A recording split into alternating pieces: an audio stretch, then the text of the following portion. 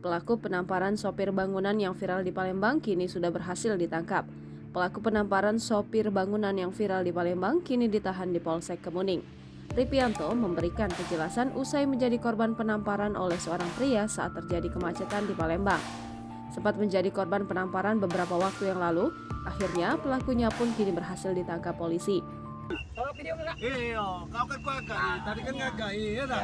Nah kan? Nah, ayo. Iya. Tadi kan gagai, kau ngomong kilo Saya tadi. inilah bro, gaya Palembang. Iya, kau kan kilo tadi ada. Nah ini uangnya Ya lah. Apa jenguk gak jalan ini? Iya, ngapa kau ngomong kilo? Aduh. Kau benar tata bahasa tuh ya lah. Pak, Ngomong tolong ya, kilo Pak, ya. temu lu tuh. Wali Sekolah kota, Pak dikit. Perintah, tolong Pak Polisi. Tolong di Kau kan gagai Tolong di kondisi Oh Pak. iya, kau kan gagai ya lah. Saya ini nah, jenguk jalan Gagai. macet. Mendengar kabar tersebut, Ripianto yang menjadi korban merasa bersyukur atas tindakan apa yang sudah kepolisian lakukan. Untuk langkah selanjutnya, pihak Ripianto beserta kuasa hukum tidak mau gegabah dalam melakukan tindakan.